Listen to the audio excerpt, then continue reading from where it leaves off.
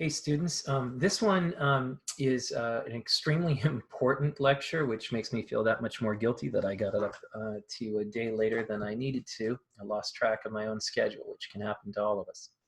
But this video is actually on the concept of radical juxtaposition, which is an idea. It's a term that I use to encompass a lot of related ideas in art and writing and literature. Most simply put, and I'm going to bring this up on the screen here, which gives a few notes here for you to look at. Radical juxtaposition is just, it very simply is this idea of the thing and the thing. You couldn't get more simple than that. Or really what happens when you put two things together, and the way our minds work with that. And also the total reliance of art on this process, this psychological process that we go through when that happens. So we talk a lot in essay writing about scene and commentary, which in and of itself, if we look at those two things put together, creates a radical juxtaposition, two things put together that we're thinking about in relationship to each other, that we actually understand one by understanding how both it relates to and how it's different from and how it's connected to the other things. So, and this happens very clearly in literature all the time. And it is the basis by which I basically say all art is found art, all art is collage. If you ever made a collage when you were in elementary school and you cut out a bunch of pictures in magazines, you were actually doing something that's really sophisticated conceptually. And sometimes we tend to not value these things because we think that that there's no craft. I mean, anybody could do that. Well, actually, anybody couldn't. It takes a very individual mind to see how to make those decisions about how to put things together and what to put next to each other, and to create that kind of frisson or fusion or fission reaction that happens when we put two things together. So I do want to think about that in multiple ways and how it relates to what we do in writing in general, and perhaps nonfiction in particular. And what we're going to do today is we're going to take a look at a couple of examples from art where this is happening, and then we're going to take a look at the long essay I had you read for today, Letter from a Region in My Mind by James Baldwin. By the way, when I assigned that essay, it was way before all of these events had happened with the protests in George Floyd. You know, I wasn't trying to pick it to be topical, but I am, you know, heartened by the fact that it is topical. And even though it's a very long essay, I do hope that you all take a little time to read it. But we'll engage with some important passages here in terms of how they relate to this particular issue. Because culturally, there may be no greater example of radical juxtaposition than how we think about black and white in racial terms, in those two constructs in racial terms.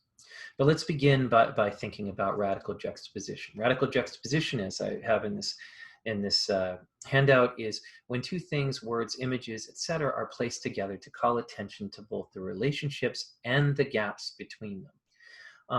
Here are some literary examples. A metaphor, when we say something is something else, and my love is a red, red rose, that is a radical juxtaposition. You've put the rose next to the concept of love, and actually my love, which would be a person, to get us to think about how they share attributes. It also calls attention to how they're different, and it calls attention to the space in between.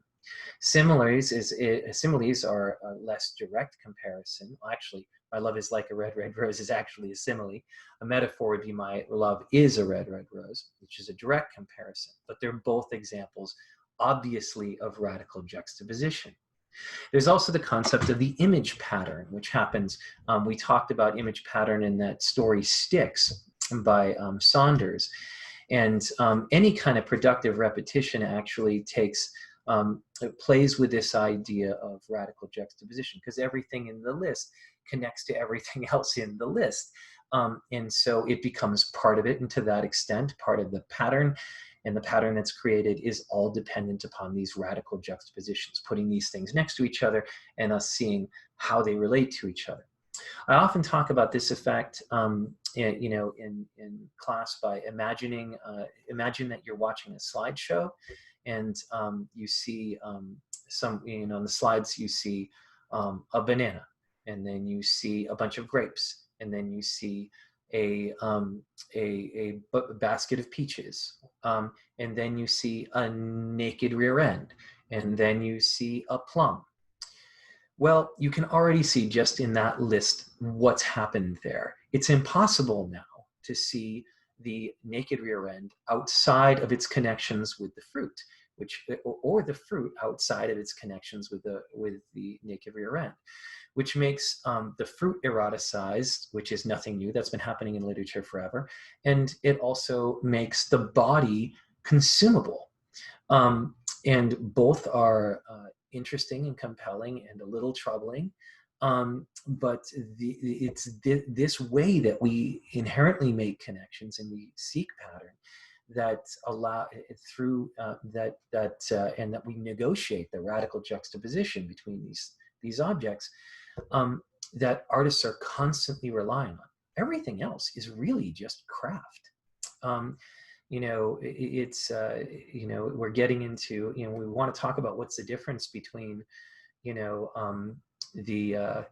the wood sculptures you see at a kiosk in the mall versus a wood sculpture made by an artist. Well, it's not craft. It's not how good they are with wood. It's how capable they are of combining the medium or using the medium to create these radical and inventive juxtapositions that make us re-see everything. Conceptual rhymes, or one of the things that I have here, is another sort of craft-oriented example of this. These occur when you have several things that all share the same concept next to each other. The only way we get to the idea of a conceptual rhyme, though, is when we see how these things operate as part of the same thing. So a conceptual rhyme can happen when you have sort of a gun and a penis, right? So there's a conceptual rhyming that's happening there. There's no sonic rhyming. It's how these two things both speak to the concept of power in that formation when you put those two things together, and it changes the way we look at both of them. Sorry about the sexual illusions. I don't know where my head is today, but they're good examples. So all art is collage art, effectively. And I wanted to take a look here at an example of famous collage art. This one is from Richard Hamilton, and the example is just what is it that makes oh my goodness, these modern homes, just what is it that makes today's homes so different, so appealing? You know Hamilton's work because if you've ever seen the cover, well, maybe you don't know the Beatles, but most people have seen the cover of Sgt. Pepper's Lonely Hearts Club Band. Actually, is that Hamilton? I'm not even sure. But it's another example of collage art from the same period. So this is Richard Hamilton's, and nothing here is created by him, except for like all of the imagery. Nothing is painted. These are all borrowed images that he cut and pasted together creatively. And you'll notice that all of the tension and power of this is created through those radical juxtapositions. The most obvious one relating to some of the things I've been talking about here is the Tootsie Pop, right over the strategically placed on this bodybuilder's body. But even the weird connections. So you have this incredibly domesticated environment, and you have these highly sexualized figures in the middle of it. But we can take a look at some of these other things that are going on here. Repetitions of patterns, the various kinds of windows and screens that give us windows into other worlds, the different gazes that are happening, the man staring back at the viewer, the woman staring sort of back at the viewer, but slightly away. But then right next to this woman's face is another woman's face. And so we are immediately starting to think about, okay, how do these faces relate to each other? How do these faces relate to each other? Okay, in terms of women, another radical juxtaposition, you have this woman, this woman, this woman, and this woman pulling the very long and tense line from the vacuum cleaner up the stairs. How do they relate to each other, and how does their proximity to each other speak to each other? What do we learn about Hamilton's vision of women at this moment in society from his depictions of women and the various women that are up on the screen? In terms of race, we have the very white figures, and then we have this up here, which is Al Jolson, who is a man in blackface, up on a screen in the background. So how is this also saying something about race by putting these two people in the same place together? There's also commentary on technology. Does technology make our lives easier or harder? Does technology make our lives more private or more public? This seems to be suggesting more public and possibly harder because of the tension in that line. Also less private because of the recording device that's at the bottom here. And all of these eyes that seem to be staring at us from various places. So simply by looking at this, we start to realize that the statement, the title of the piece, seems almost to be meant ironically. It's what makes these homes so different, so appealing, and then we look at the actual image that we're supposed to be viewing, and we realize, oh, this really isn't very appealing at all. So in fact, it's disturbing and uncomfortable, and we feel voyeuristic looking in on it. And yet maybe look at the window, look at the window, look at the screen. Maybe we are all being voyeuristic. And now, again, some of the examples I've been talking about, what is this canned ham doing in here? What is this Tootsie Pop doing here? Well, it has to do with the juxtaposition. Look at the triangle. So now we can no longer look at the woman and the woman without also thinking about the canned ham. Why are they there together? Again, the body is consumable. Same thing with the men and the Tootsie Pop. So I could go on and on and on about how each one of the combinations and the radical juxtapositions in this painting help us to understand the painting itself and help to create themes and meaning. So simply putting two things together, we obsess about transition in our writing, but oftentimes the best transition is not to have one at all. To have an image right next to another image, and then let the reader, if they're fully, or a scene next to a scene, and then let the reader be able to construct the comparison. And that's just one way, using paragraphs, that we can create in a segmented essay, for example, a radical juxtaposition. Let me give you yet another example of this on a much sort of simpler and sort of basic idea of it.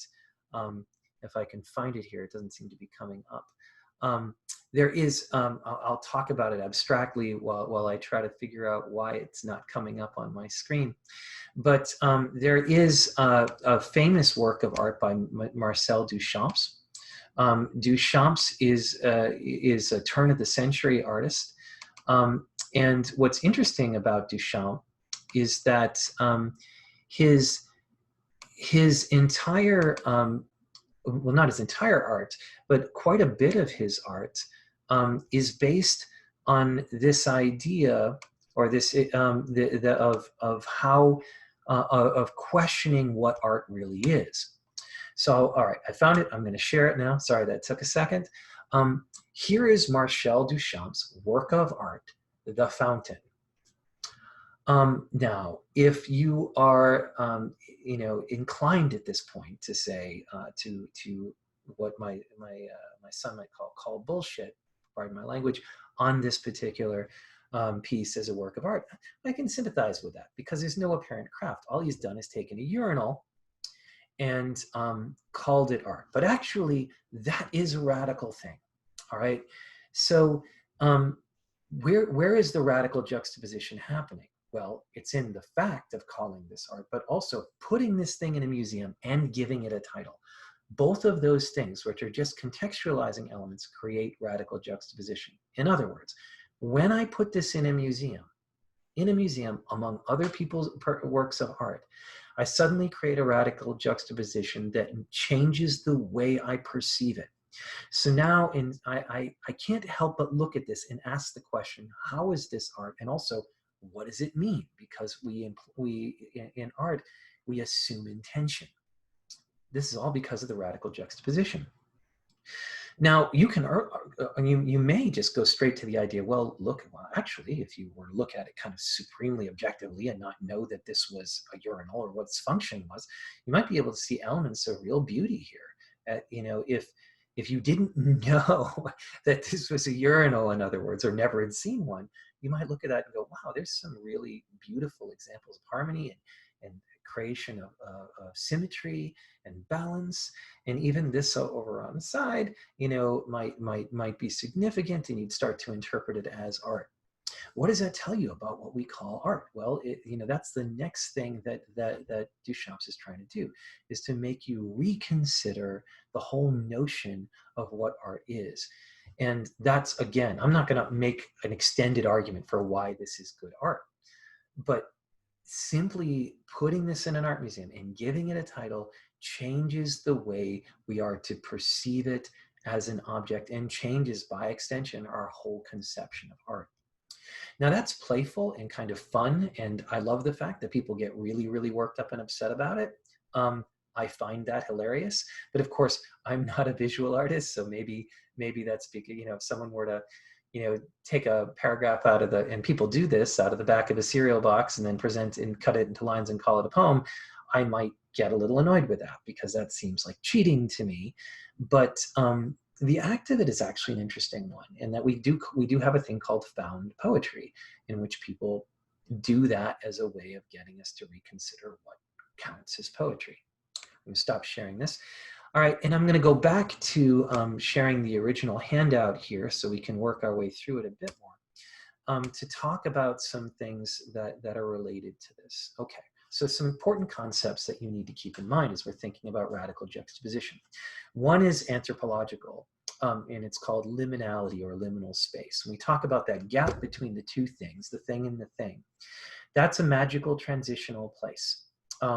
It is a quality of ambiguity or disorientation that occurs in the middle state of a rite or passage. This is the anthropological use. In art, when we think about liminal space, we're literally thinking about what happens when you put two unusual things together and you force the reader through the placement to pass over the open ground in between them, and the disorientation that causes. We actually have words for that. It's called defamiliarization in poetry, which is another term you might want to keep in mind. I've heard other poets call it strangification, which actually is a term I love, but it's taking something that we think we understand and making us see it in a new and interesting way. All right. The importance of context. We talked about context. Association is also really important. What we associate words with and the associations we have with things contributes to how we connect them. Of course, in the radical juxtaposition, we create new associations that we may not have had before, and change our associative process in creating meaning. Association is one of the ways that we make sense of the world. We connect one thing to another as a way of understanding it. When someone puts two things together we wouldn't normally put together, we see them in a new way. All right, so how does this all relate to James Baldwin's A Letter from a Region in My Mind? Well, it relates to everything that happens in literature and art. There's no form of literature or art or creative writing that does not partake of this act of radical juxtaposition. It is inherent and essential to what we do. We've already talked about it, that it works on a craft level in terms of metaphor, simile, conceptual rhyme, associative leaping, all those sorts of things are inherently part of what we do as artists. I also talked about how even that scene commentary, scene progression in creative nonfiction is reliant on us understanding the differences and the similarities between scene and commentary. And when I talked about the segmented essay, when you have a scene connected to a scene, and how these two different scenes putting together force us to think about theme, force us to think about meaning, force us to think about association in complicated and interesting ways.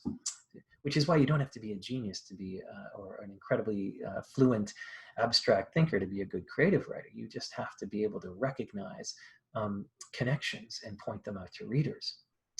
All right, so this is happening all over the place in A Letter from a Region of My Mind, which is dealing with issues of race and religion, in which Baldwin is trying to work his way through how he feels about the Nation of Islam movement at the time that he was writing this, which was, you know, sort of a very powerful African-American, I wouldn't call it isolationist movement, but separatist movement perhaps, that focused on the empowering of particularly the young black men, or black men in general, focused on issues of dignity, focused on issues of self-sustenance and breaking the dependency relationship to white people. And of course, it had a lot of controversial ideas. Nation of Islam leader Elijah Muhammad, and Malcolm X, another important leader from the same movement, spoke a lot about the white devil and how all white people were inherently racist, which is a whole different set of issues that I think should be taken very seriously. I don't think any of us can escape racism. If you were born into privilege, and if you are a white person, you are to some degree, then you become addicted to that privilege. And whether you're conscious of it or not, you are affected by all of these images and metaphors that surround you. That is something, read the article. I mean, it's a very long one. It's definitely worth taking a look at, and to help you think about abstract thinking and how it progresses from personal experience. But I just really want to isolate and take a look at some of these radical juxtapositioning examples that Baldwin is employing in the creation of this incredibly sophisticated article. All right, here's an example. Perhaps we were all of us pimps, whores, racketeers, church members, and children bound together by the nature of our oppression, the specific and peculiar complex of risks we had to run. Here he's talking about African-American people, and that list itself creates radical juxtapositions. Obviously, you wouldn't normally put pimps, whores, racketeers, and church members and children all in the same group. You know, in fact, there is something almost inherently obscene about putting child and whore in the same list as being part of the same thing. But that's entirely the point, that despite all of the differences within this community, they're all experiencing some of the same things. The largest, of course, radical juxtaposition that's operating in this article is the radical juxtaposition between African-American and white experiences here. Baldwin's using the word Negro because that is the word of that was being used at the time. He definitely uses it knowingly and in a discomforting way, but that's why he's using that. I am going to use African-American because that is the language of our time, except for when I'm quoting. All right, so white Americans seem to feel that the happy songs are happy and sad songs are sad, and that God Help Us is exactly the way most white Americans sing them, sounding in both cases so helplessly defensively fatuous that one dare not speculate on the temperature of the deep freeze from which issue their brave and sexless little voices. Now, this is a representation of how white people listen to music as opposed to African Americans. We had the liquor, the chicken, the music, and each other, and had no need to pretend to be what we were not. This is the freedom that one hears in some gospel songs, for example, and in jazz, and all jazz, and especially in the blues. There's something tart and ironic, authoritative, and double-edged. What's interesting here is there are multiple levels. Whatever you feel about what he's saying there, there are multiple layers of radical juxtaposition going on, all of them equally fascinating and interesting. One of the ones that I would point out is that so there's the radical juxtaposition of race. There is also the radical juxtaposition of how the two people listen to music. And there's a radical juxtaposition of how this is being used to conceptualize how the two groups see freedom differently. So in actually being, it seems to go to the point of suggesting that the African Americans that James Baldwin is talking about in this passage, are more free conceptually, psychologically, than white people are in this instance, because they don't feel a need to pretend they're not who they are, whereas white people are. Again, this is the point is that the same experience, well, which could never be the same, but two people listening to the same song, for example, are having a radically different experience. So you have a white person listening to music, an African American person listening to the same music. They're going to have a completely different experience of the music because of the associations that they have with it. That in and of itself creates a radical juxtaposition that leads both of them to completely perceive the music differently and experience it differently. And now that when we see that juxtaposition on the page, we experience it differently, because now our minds are opened up to how someone else might see it. So he goes on for a long explanation of how Big Bill Brunzi looks at this. And here he comes up with a different example of a radical juxtaposition that's happening on a micro level. I Feel So Good, a really joyful song about a man who is on his way to the railroad station to meet his girl. She's coming home. It is a singer's incredibly moving exuberance that makes one realize how leaden the time must have been while she was gone. There is no guarantee that she will stay this time either, as the singer clearly knows, and in fact, she has not yet actually arrived. Tonight or tomorrow or within the next 5 minutes, he may very well be singing Lonesome in My Bedroom, or insisting, ain't we going to make it all right? Well, if we don't today, we will tomorrow night. White Americans do not understand the depths out of which such an ironic tendency comes. Irony is radical juxtaposition. And he's talking about how that functions within the song, that the song contains both the joy of the phrasing and the singing and the sadness inherent in the experience that it's being sung about. So it contains this incredible complexity and the recognition that these two things are bound up in each other. In other words, also indicating through radical juxtaposition how the separation between happy and sad is not as they are separate, and yet they are of the same thing, that they are part of the same thing. So when we put them together, we recognize the similarity and differences and the leaping distance between the two. Another one is a metaphor here. Here's an example of a radical juxtaposition of a metaphor. When he says it would be a great day for America, incidentally, when we begin to eat bread again, instead of the blasphemous and tasteless foam rubber that we have substituted for it. It's a really weird moment in the essay, and my students often stumble on this moment when they read it, because what the heck does Wonder Bread have anything to do with this? Well, it has everything to do with it. In fact, Wonder Bread has actually been used along with mayonnaise as a way of describing white culture in America. But it is it's the bread that we get from the stores, this kind of, that's been had all of the nutrients taken out, all of the flavor taken out, and mass produced to appeal to everyone, as if everybody had the same tastes and the same backgrounds and the same experiences, and that's somehow ideal. If you ever had a piece of Wonder Bread, you can roll it up into a ball and you can throw it at somebody and you can make sculptures out of it. It's not really bread anymore. It's lost all of its individuality, all of its identifying elements, and you just get this mushy, pasty ersatz food. And so, apologies to Wonder Bread, but it's disgusting. So going back to eating bread again would be going back to being able to value the idiosyncratic elements of each individual kind of bread, to enjoy the baking process, to understand the intimacy that's required of it. It's a really interesting, very brief example of what we probably need to do to get back to a healthy understanding, or to reach for, I don't know when there ever was one, but to reach for a healthy understanding of diversity and its value. All right.